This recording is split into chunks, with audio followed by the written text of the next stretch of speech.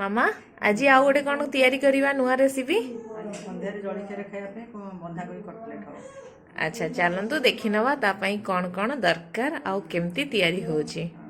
एठी कटलेट बनाया आपण एठी बंधाकोबी को पूरा एमती सरू सरू करी काटिकी रखी देइचंदी ना तो एबे बंधाकोबी के हमें कौन करवा लुण पकेबा तो हमें एथिरे अल्प टिके लुण पकेले ना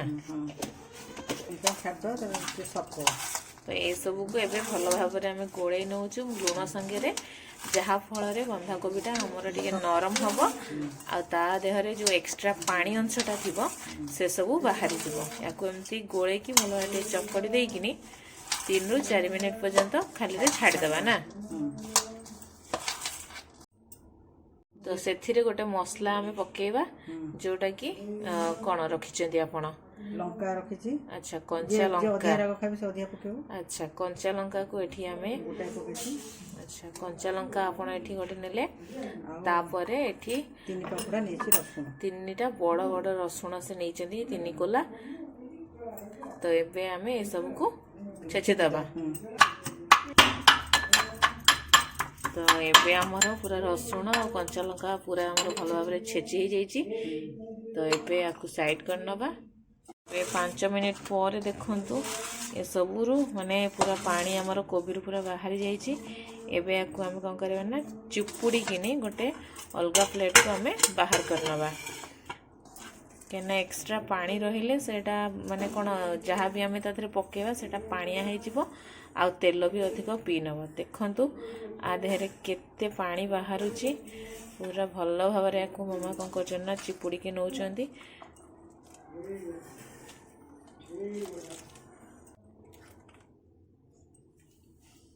देखंतु आमे जेतिकी कोबी नैथलु ताधर पर एतिकी पानीटा हमर बाहरी गला आपण चाहिले याको पछरे भी किछि दरकार हला पानी देई परिबे याको फोपड़िबा किछि दरकार नै तो एबे हमर बंधाकोबी हमर माने भल भाव जो चुपड़ा हेकि रखा हैतला एबे सेथिरे पूरा लंबा लंबा से काटी की रखिथिले पियाज को जेहेतु बंधाकोबी की भी सेमती हमें काटिथिले तो एथिरे सेठू तो लंबा लंबा करी पूरा पतला पतला पियाज को एठी से माने गोटे पियाज को एथिरे पके नै चंदी आ काटी की रखिथिबा किछि धनिया पत्र को से एथिरे पके नै चंदी तो एबे सेथिरे आ किछि गुंड मसला ऐड करबा जेमिति कि भजा जीरा गुंड हमें एथिरे आधा चम्मच मामा एथिरे पके नौ चंदी अच्छा तो एथिरे से गोटे चम्मच अबे सेथिरे कॉर्नफ्लोर पाउडर को पके दउचंदी तो कॉर्नफ्लोर पाउडर पड़िबा परे सेथिरे आउ किछि माने कुडकुडिया लागिबा पई जेहेतु एटा कटलेट बनौचे आमे तो सेथिरे एबे चाउल गुंड से 2 चम्मच पकोचंती तो चावल गुंड 2 चम्मच पड़ला परे एठी से गोटे चम्मच बेसन को पकई नउचंती जहा फल तार आउ टिके भल फ्लेवर आसीबो तो एबे ए सब पड़ला परे ए जो छेची की रखिथिले कंचा लंका और रसुन को एथिरे एबे से पकई नेले आमर एठी जो लुण से आगुरु पकई थिले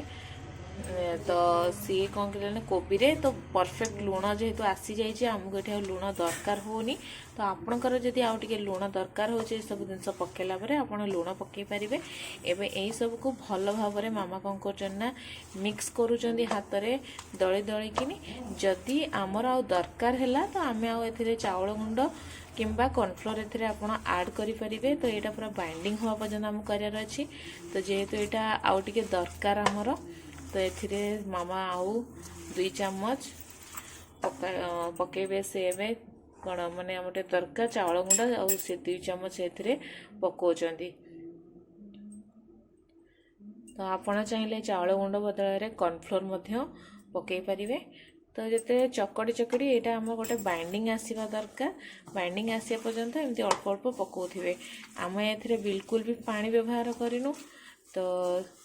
देखंतु एटा पूरा बढ़िया से कौन माने ऑटोमेटिक से पानी बाहरुची आ सेटा पूरा बाइंडिंग आसी जाउची सेतिरे तो ये सब तक टे मिक्स हो आसला बेलू को मामा कौन करना से कलर आने से अल्प टिके हल्दी गुंड को पकई नौचंदी एबे ए सब को पुणी आउ थे भल भाव से मिक्स करने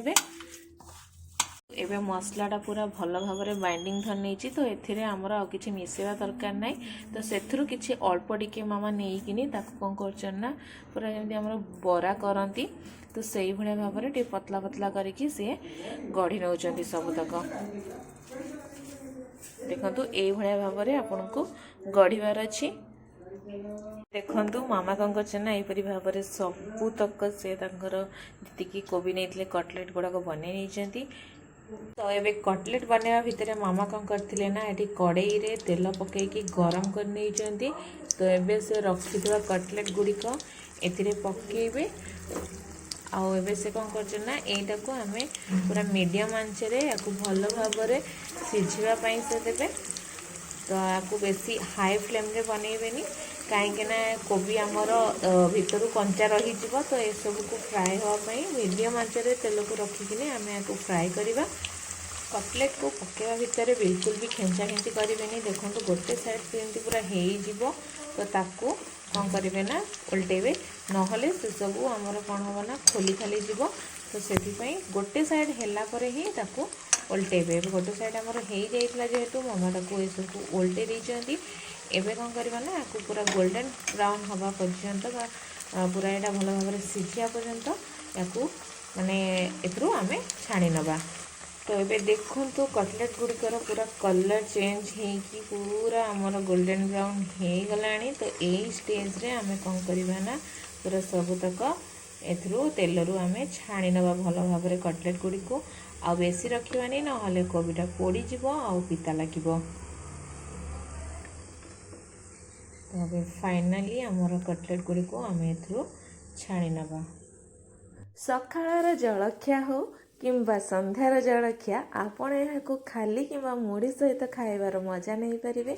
आउ एमती किपरि लागिला खाइकी आमको कमेंट बॉक्स रे कमेंट करी निश्चय जणाइबे धन्यवाद।